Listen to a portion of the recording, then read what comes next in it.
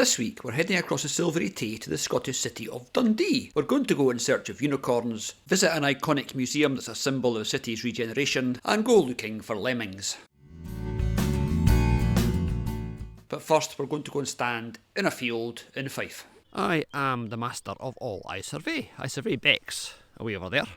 We are in Cotlands Park in Kennaway in Fife, and the reason we're here on a Sunday morning when it's cold and wet and miserable is Junior Park Run, and this is like as you can probably figure out, a junior version of the adult park run where kids come and run 2 kilometres, and it's exactly the same setup as Big Park Run, except it's exclusively for kiddies, and it's always good fun. You give them a bit of encouragement and give them a bit of a clap and a cheer as they come, and I always come here because I'm a bit of a sadist, and I like the fact they've got to run up that hill.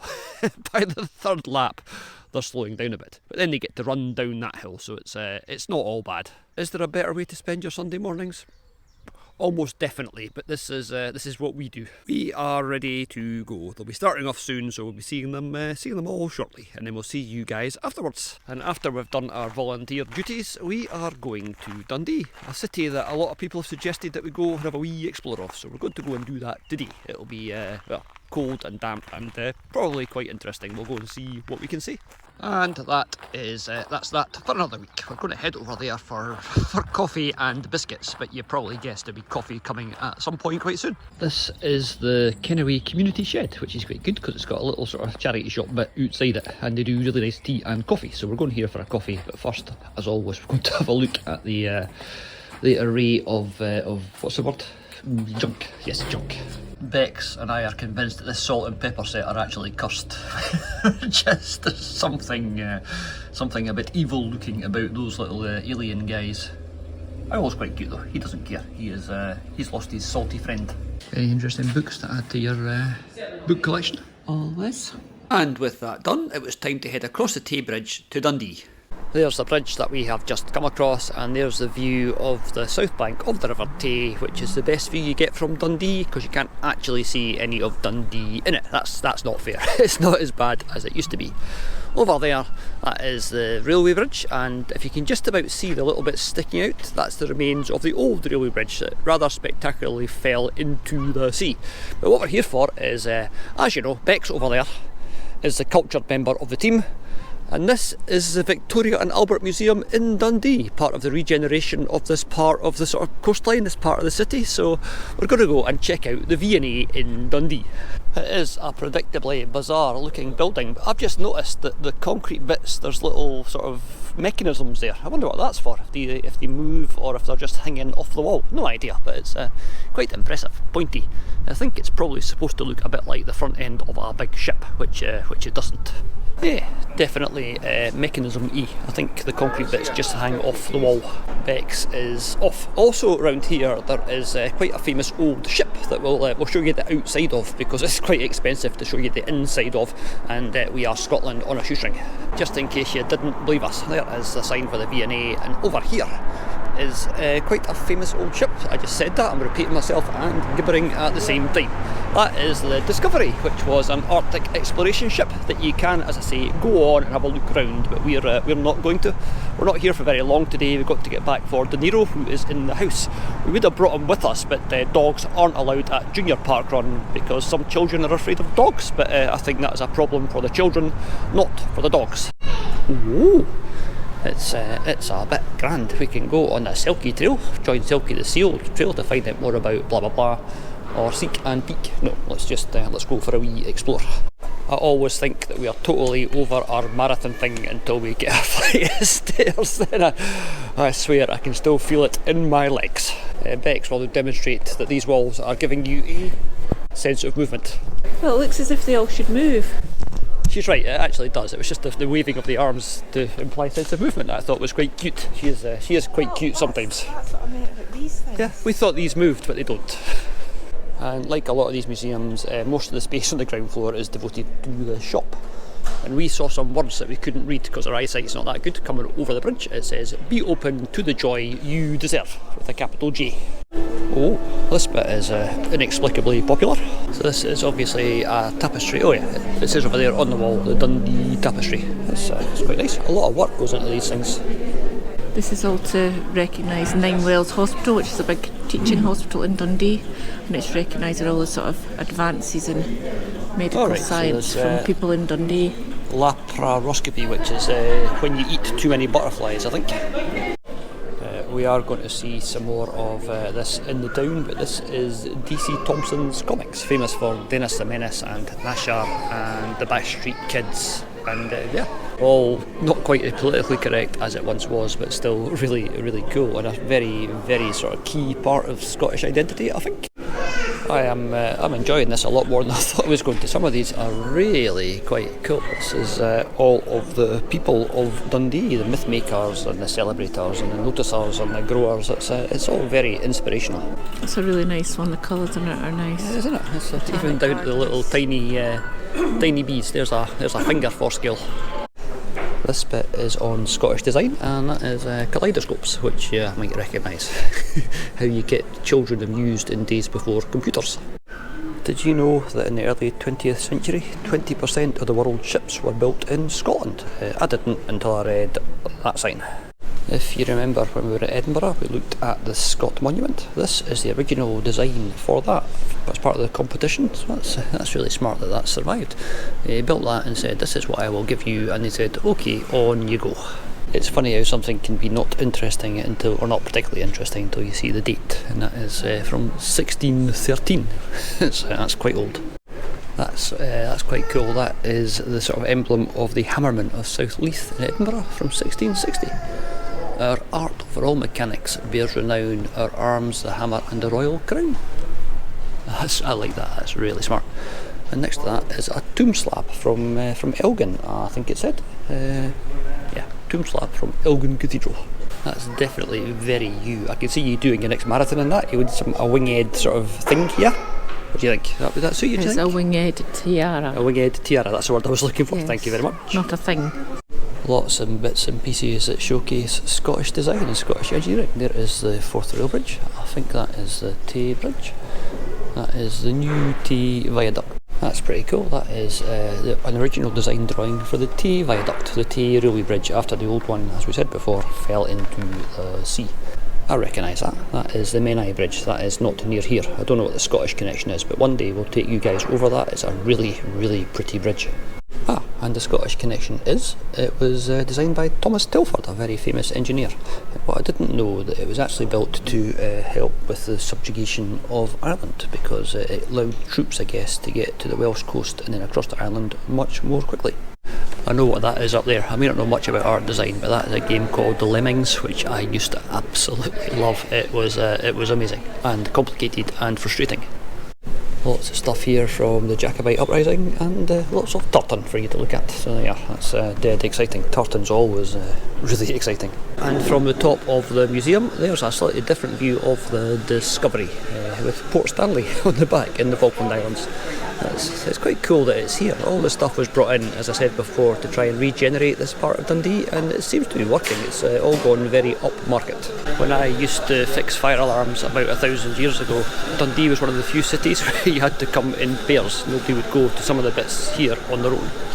It is such a nice wee place. There's also a really nice photography exhibition, but I didn't take any photos in there because there was lots of people about. It was very busy, and as I said, as you can see, very popular. Bex is now looking for me without actually looking over her shoulder. Hey, well done! I do love some of the details. Even the floor down here, which is these stone slabs, came from Kilkenny in Ireland, and that is fossilised shells and stuff in it. So it's a link between the land and the sea, I guess. That was actually quite interesting. It was good, yeah, I enjoyed it. I enjoyed that. Okay, now we're going to go and get a coffee, yeah? Yep, coffee. Yeah. And it's also predictably, I don't know why I show you that on the camera pointing up the way, it's actually started raining. Boo! Yeah, Bex is quite right. She said, why don't you show them the water, then they'll see that it's raining. That's a good point. So there, that is raining as proved by the fact that there are droplets in that water. I am now gibbering. I'll shut up and we'll go and get a coffee. That shop over there is famous for once having quite an unusual visitor. A polar bear. One of the Arctic survey ships that sailed from Dundee brought back a polar bear, and it escaped. and caused a little bit of havoc, as you can probably see there. I like little details, as you know. This is pretty cool. On top of this, in my Fairshire board, there is a little monkey who is messing about with the letters. Oi, you wee bugger. Put that back so it says the right thing. We looked at some Beano characters in the museum. Well, here they are I'm going to say in real life, you know what I mean. Here's that is Minnie the Minx, and this big chap here is called Desperate Dan, who likes a cow pie, apparently. He is an eater of cow pies and quite a large chap, and his dog is not quite as friendly as De Niro. The weather's not getting any better, but it's quite a nice place. I do like Dundee, this bit of it anyway. Some of the tower blocks and the estates around the periphery are, as I said earlier, not very inviting, but the middle's quite nice. It's on the up, as they say. Bex is disproportionately excited because there is a charity shop discount store, but unfortunately it's not open. It's open. It's open. It's a discount store and it's open. On you go, Bex. And with all these charity shops, people have dumped their entire collections of things. Somebody has got rid of a collection of shoes. Now, I'm not sure why people would collect them in the first place, but who am I to judge? I collect Lego, so I can't really comment. We also sometimes chuckle at the unwanted presents. Somebody went to Malta and brought this back for their friends, and their friends put it in a charity shop. And what is it with these collections of collector plates? They all come with a little certificate of authenticity, like they're ever going to be worth more than you paid for them. No. And how's this for a mildly inappropriate album cover? This is obviously a World War II soldier with a Japanese woman, a German woman and a French woman. Yeah, I bet that is exactly the welcome that the American soldiers got when they arrived, especially in Japan. They were so happy to see them. Not. This is definitely one of the grandest charity shops that we've ever been in, and down there Bex is hitting the bargain rail hard, but I don't think she actually bought anything, especially not that. And we want to know the story behind this. Did one person bring back two of their friends the same thing from Canada and they both ended up in here? We don't know, but we really want to. It was raining a bit earlier, it's raining quite a lot now, but there's some nice buildings right here that we're going to go and have a wee look at while we get very, very wet. This is not DC Thompson, that is a dragon's bottom, I think, yes, because that is a dragon's head. That one is pretty cool. That's probably my favourite. That over there was the headquarters, or is the headquarters of DC Thompson's, the publishers who produce the Beano, so Desperate Dan and Minnie the Minx and all that gubbins. And over there is a statue of somebody. I could have read it first and I could have let you know. Burns. It's Robert Burns, the poet. Hello, Mr. Burns. That was a poet and I didn't know it. But this is pretty cool. That's quite a nice, grand, impressive entrance on this. I'm going to say church because that's a fairly educated guess. It looks a bit churchy. The optimism of the Scots, the outdoor eating area. You want to go and sit outside? No thanks. And there's another wee statue. This gentleman is called Ur Willie, and he's usually sitting on his bucket. His bucket is beside him, but that is Ur Willie, and I'm not quite sure what he's. It's a pea shooter. He's got a pea shooter. I know it's a pea shooter because it says so down there. He is going to shoot a pea at Robbie Burns over there. I was wrong about the whole church guess. It's actually the McManus Art Gallery, and I should have known that because I have been in there before. I don't know if it is presently open or if Bex is presently interested in going into another art gallery and museum. Do you want to go in? But I don't mind going if you want to. That's a unanimous not particularly from Scotland on a shoestring. I'm sure it's very good. I'm sure if you came it's well worth a visit, but yeah, it's wet. And then we got to go home and see what De Niro has been up to. This is the latest one. We keep stopping and taking the camera out the bag because we keep seeing new pretty little statues. There's a little squiggle. And then our shoestring day got a lot more expensive when we got back to Daisy and found a parking ticket, and it turned out it was my fault. I'd installed the app, and the app had Mabel, our old camper van's registration in it, and it used that. I forgot to change it to Daisy, so unfortunately we had a parking ticket. So I went online to pay it and found out that the portal wasn't working. So I got in touch with them and they said no, try this, and that wasn't working either. So eventually I found out how to get on, and I've challenged it and said, look, I have paid for parking, just it was the wrong registration number because I'm an idiot. So we'll let you know what they say. But if they come back and say tough, then we're going to be £50 poorer. But these things happen, so we might as well have coffee and a scone to take our minds off it. So let's have a look at the menu. It's got to be raspberry, blueberry and white chocolate, because that sounds the least healthy, and it also looks absolutely amazing. This was a lovely wee scone, which we upset the locals by refusing to share. Sorry Mr Crow, no scone for you, it's probably not good for you. And that was another weekend over far too soon, and alas, De Niro and I were once again heading for England, where we were going to be working in Liverpool. And of course, going to a place to work gives me a chance to go for a wee look around. It is an amazing city.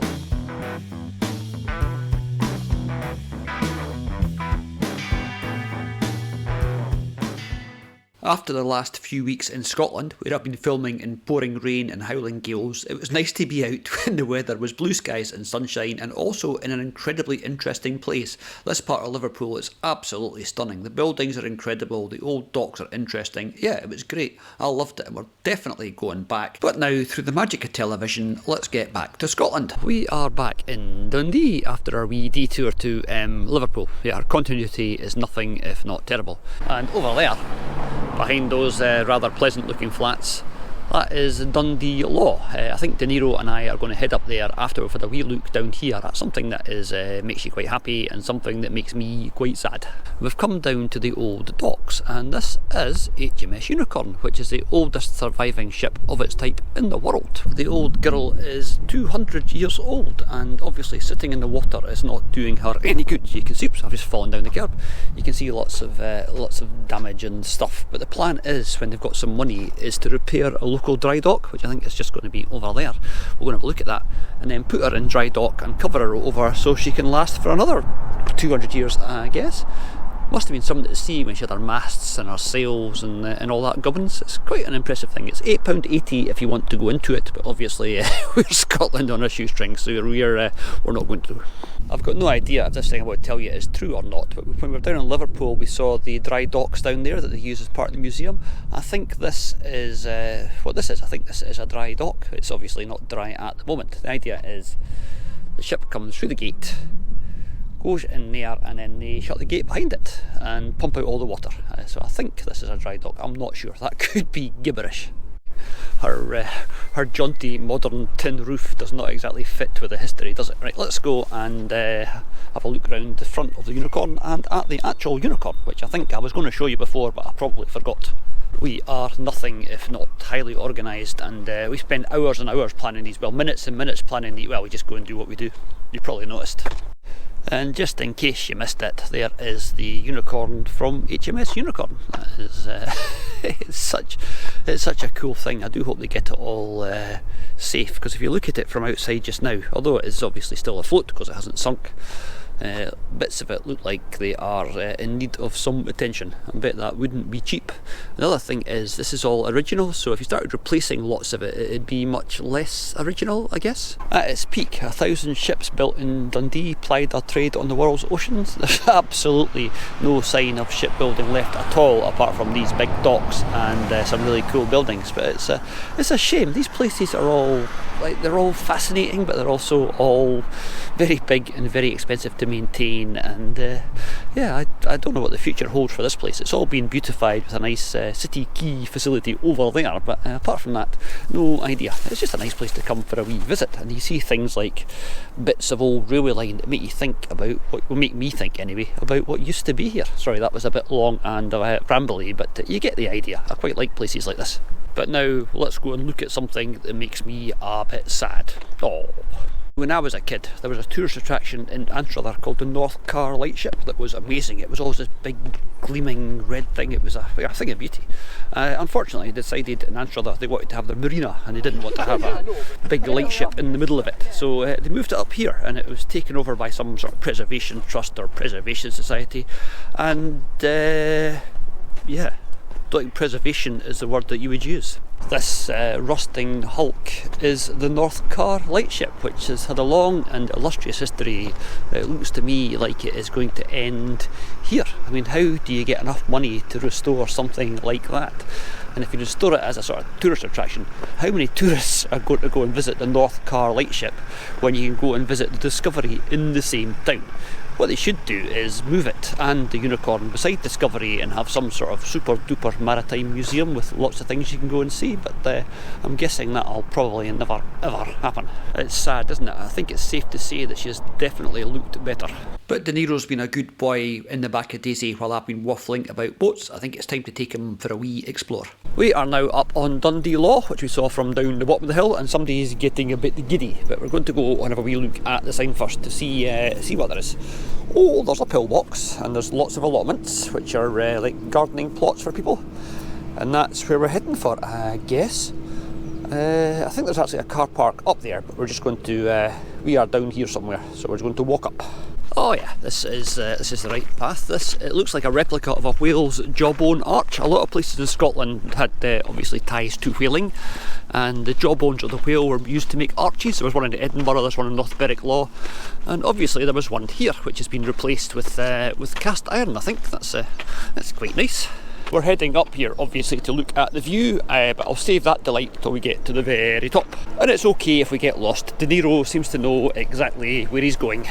I've just walked up all those stairs, you'll have to give me a minute to catch my breath. And at the top of the hill, there's to the memory of Dundee men who fell in the Great War 1914 to 1918. And it's very dominating. You can see this from miles and miles around. I had no idea what it was, but now I know. And on the other side is the men of the Second World War. But let's go and have a look at the door. That looks quite interesting. That's yeah, let's go and get a closer look because it's quite a big step. What do you think? Can De Niro get up there? Let's find out. Come on, De Niro, can you make it up there? He's, I think that is probably, come on then, De Niro, come on, come on. It doesn't get any narrower. Come on, up you come, up. No, not interested. That's as close as I can get because I'm still attached to a reluctant greyhound. That reluctant greyhound down there. You're not coming up now? No? I promised you the view, so let's go and have a look at the view. It's, yeah, I was going to bring the drone up here. I don't think I have to because you can pretty much see it all from standing on the ground. It's time for a panorama. There's the view out towards the sea, and there's the Tay Bridge that we've just come across, and there's the city itself, which as you can see is a bit of a catastrophe of old and new. Some bits of it are very pretty, but you've got to work quite hard to find them. And then that there is the railway bridge, which is the replacement for the one that fell down. And looking further round that way, that is heading up towards Perth and into the heart of Scotland. So yeah, we had a look up there on one of our previous videos about Two Towers or something it was called, I think.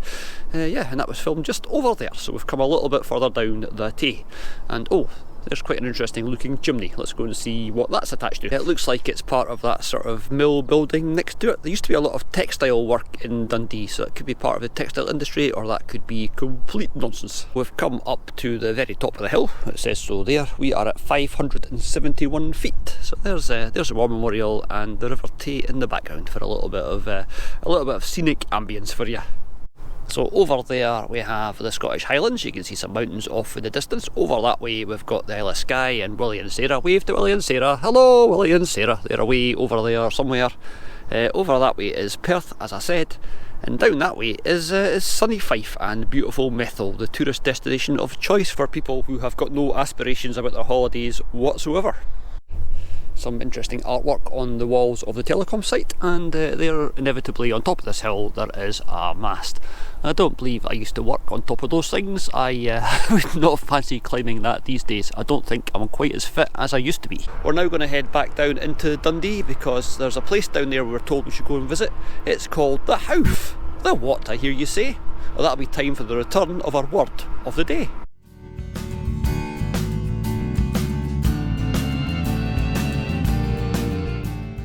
I did quite like Word of the Day, but I wasn't organised enough to remember what ones I'd done and what ones I hadn't. We should really keep a list of words of the day, and then we can we can give you a new one each week, like we used to.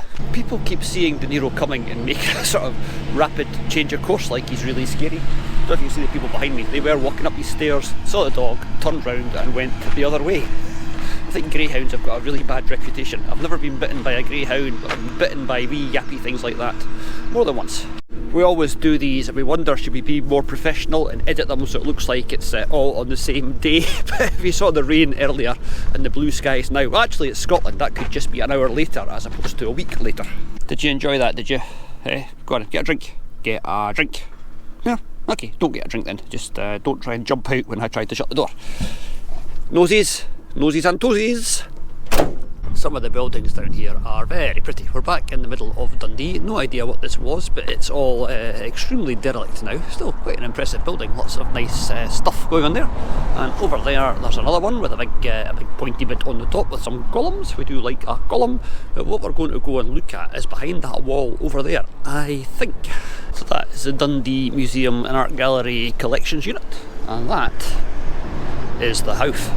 My first challenge is actually finding the way in. This cemetery was actually inaugurated by Mary Queen of Scots in 15 something, so it's quite an old one. Let's see how far back we can get. Not going to spend too long on this today because I've got other things to do, but there will be more of it appearing on our graveyard channel, Places for the Past. So if you go and subscribe to that, there'll be a proper episode on this place appearing at some point in the near future. All the gates seem to be locked. I do hope we can still get into it. Possibly not actually, it might be closed off. Let's go along this way because there was nothing down the other way. Once again, scintillating television. Yay, an open gate. And there is a wee bit of history. This is the Howff, which was Gardens of the Greyfriars Monastery, destroyed in 1547 and granted to the town as a place of burial by Mary Queen of Scots in 1564. And it was also a meeting place for the incorporated trades, hence Howff. Howff is a meeting place, as you probably know because I've already told you that a wee bit earlier. And that's not a bad start, is it? 1805, erected by the Reverend James Black, minister of the Associated Congregation of Dundee. And behind that is really smart, but I think there's no writings left anywhere on that, but that is quite cool, isn't it? That's somebody of some degree of status. And in front of that big Howff there is erected by John Robertson, a merchant of Dundee, to the memory of his daughter Betsy, who died in 1797, aged 4 years, and of his son who died in 1801, aged 2. Oh. And yeah, on the back of this is something interesting. I'm actually doing it in the reverse order, but on the back of that it says 12th of Jan E 1805, it is sown a natural body, it is raised a spiritual body. Lots of heraldic stuff going on up the top there. I'm not quite sure what these are supposed to be. Now this stone, I have to be very careful because I just sort of poked it and it's delaminated. The bit with the inscriptions is actually separated from the bit underneath, so if you push down on that it's all just going to disintegrate. But we only came here looking for a date, and we've got 17 something there and 19th of April 1815 down there, so yeah, quite old. Let's see what we can see on the side. There is a skeleton looking out from behind a tree, I guess, and there's an angel with a flag, so that's quite cool. Let's see what's on the other side, just for the sake of seeing what's on other side. Has been weathered beyond any sort of hope of ever seeing it again. And from an interested in tombstone point of view, it's nice that they've all got the date at the top. 1813, erected by Andrew Wilson, surgeon in Dundee, in memory of his worthy and much esteemed brother, Dr. John Wilson, a physician in Dundee who died in 1811. So that's 1813. That one there's 1835 for James and Robert Orr, manufacturers in Dundee. And then we've got 1809, erected by William Storier, Dundee, in memory of Isabel Shepherd, his spouse. And then we've got 1810 and 1836. But of course we've got to stop first to look at this one, because yeah, how can you not stop?